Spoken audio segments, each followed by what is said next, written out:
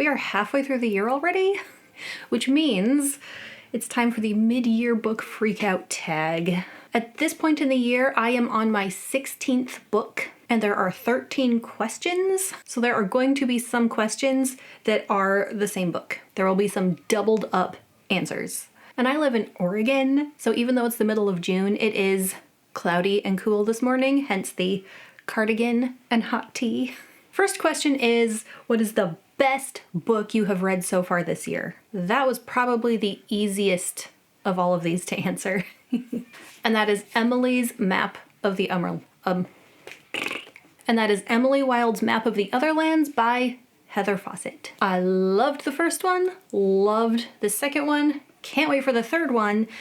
And Heather Fawcett posted recently about a new book she's putting out, either next year or the year after, that sounds really on brand for her as an author and just sounds delightful, about like a cat rescue that ends up having to share a building with some kind of wizard. The girl just wants to rescue cats. She doesn't really care about what the wizard is doing, but the wizard needs her help, and it sounds really interesting. And at this point, I have liked everything I've read by her, so that's going to be like an automatic buy for me when it comes out. This one was just a really good continuation from the first one. I love Emily Wilde, the character, and her friend Wendell. I love how they go on an adventure. I love that Emily is so knowledgeable about fairies, and she puts that knowledge to use in studying, in helping people. And I like seeing her passion for what she studies and the pride she takes in the fact that she doesn't just want to study fairies, she has been out there, she is experienced, and she's coming to be a person whose knowledge other dryadologists respect. I think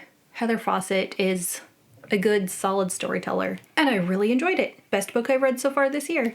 The second question is, what is the best sequel you've read so far this year? I almost picked that one because it is a sequel, but I decided to go instead with Unbound by Michael R. Miller. This is the second book in the Songs of Chaos series. Part of why I think this one was the best sequel I've read so far is because it was better than the first book in its own series. But besides being better than its own first book, it also takes the characters and the plot from the first book and continues them pretty seamlessly while also going deeper, putting those same characters through more stuff, more struggles. Still keeps with the D&D flavor of the first one. And speaking of flavor, the fact that the main character is a cook, his cooking talents are still relevant. The characters that were introduced in the first book are expanded upon. You learn more about the world and about some of the other characters and the political intrigue. And as far as sequels, I just felt like it was a really well done sequel. Pretty soon I'll be reading the third one and then the fourth, whenever it's ready. I'm also just a big fan of Dragon Rider books. The third question is, what is a new release that you want to read but haven't yet? I don't think there were any. I don't keep up too much with new releases. I have a big backlog of older books that I'm still reading. The one book that was a new release this year, which was The Map of the Otherlands, I already read. And then there's a couple more releases this year that I'm looking forward to that are not out yet. So if I do the end of the year tag, I'll probably talk about those at that time. Which leads me directly to question 4, which is my most anticipated release of the year. So that is, no surprise, going to be Wind and Truth by Brandon Sanderson. That will be book 5 of the first part of the Stormlight Archive, which is a huge series in and of itself. I know it's only 5 books, but each book is really big. It takes up one of the biggest slots on my shelf. And then the Stormlight Archive is part of the wider world of the Cosmere, which is like the fantasy version of the MCU. And then there's going to be another 5-book series after this one in the future. It is just huge, epic fantasy on a large scale. Lots of characters, lots of character development, interesting world, interesting magic system. I'm currently working on a series of videos on the evolution of Bridge 4, which I'm really excited to continue. I've done the first one, and I still need to do the next 3. I'm still undecided on whether I will fully reread Rhythm of War. I feel like I should. It's been so long, I've forgotten a lot. I was also very pregnant when I read it the first time, which is never good for my memory.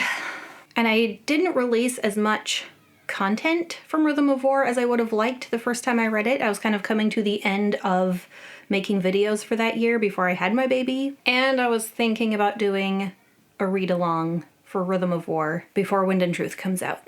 Anyway, I'm really excited for it. And then the other new release I'm looking forward to is the last Bloodsworn Saga book by John Gwynne. I have currently read The Shadow of the Gods. Next is The Hunger of the Gods, which I haven't gotten to yet. And then The Fury of the Gods is the third one. And the art on that one looks really cool.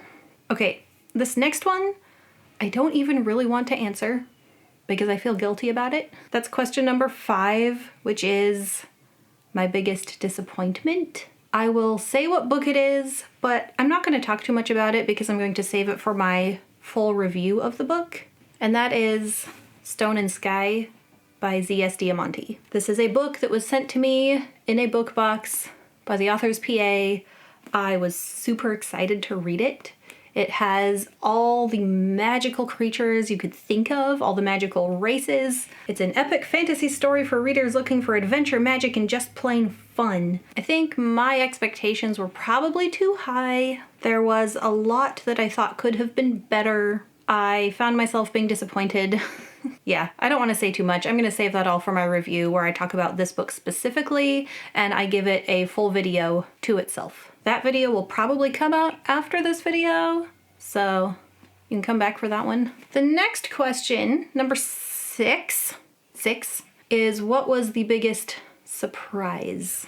I don't know that any of the books I read were very surprising, but I answered this one with The Sword of Kaigen. Because the thing that surprised me was how the story came to a head in the middle, and then how long was still left for the second half of the book. So it was really like a pacing structure surprise. There was a death that was very unexpected, and then just kind of the way the story was told.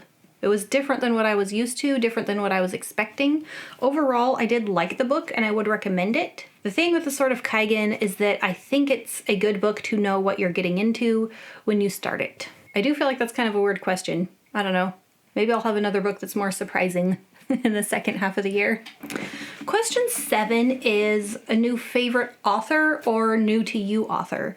So I read a lot of authors I've already read before this year. I read some new ones, and my favorite new author so far this year is probably Shannon Chakraborty. This is the only book I've read by her so far, The Adventures of Amina Al-Sarafi. I liked her writing style.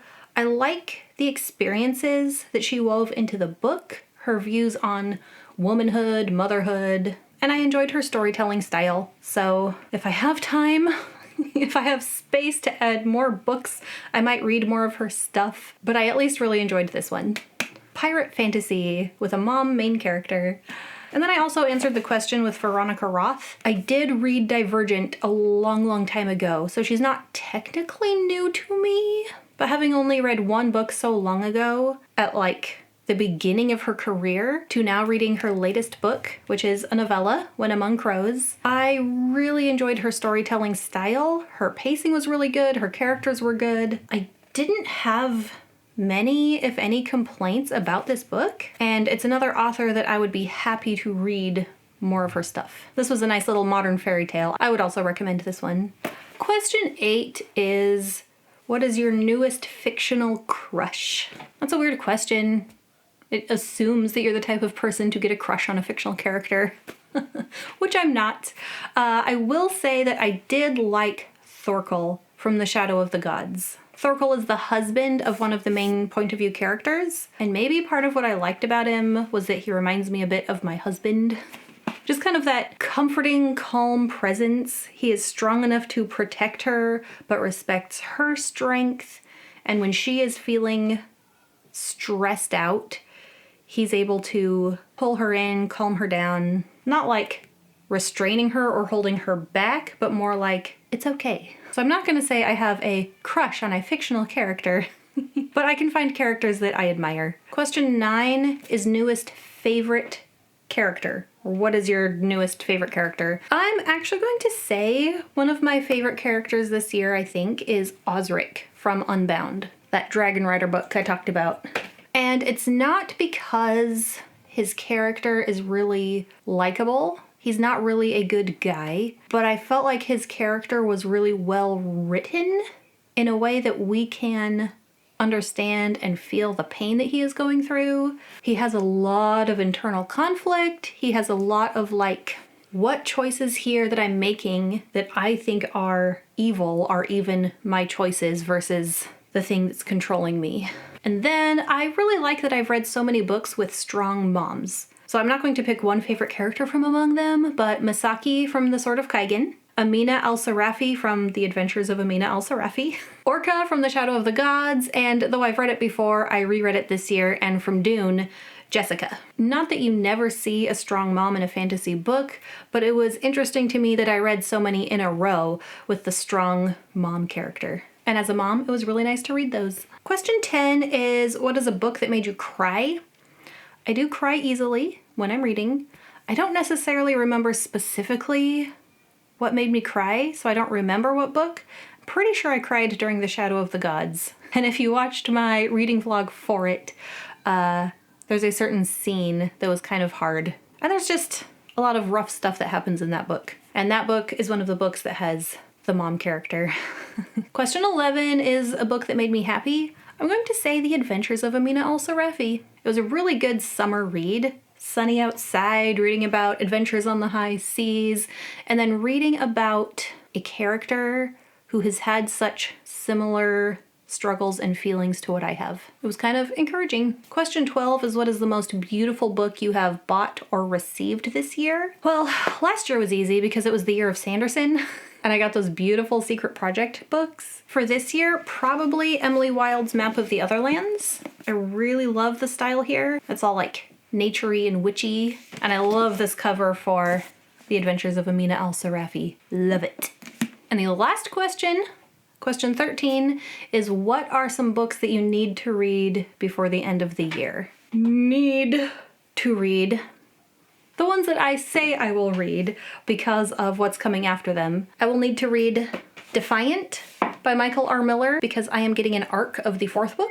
So I need to read the 3rd one before I get that one. And then I don't know that it's so much a need, but The Hunger of the Gods because the book after that is coming out in October. And then maybe Rhythm of War because the 5th book is coming out this year. And I might read those 3 in that order. I don't know when the 4th Songs of Chaos book is coming out, I just want to be ready for it. And I do have a feeling that for the second half of the year, I'm not going to read as many as I did in the first half, partly because some of the books I have coming up to read are just longer, and then just other stuff going on in my life. I'll read when I can, make videos when I can. Thank you to my patrons for your support, subscribe to see more videos, and happy reading.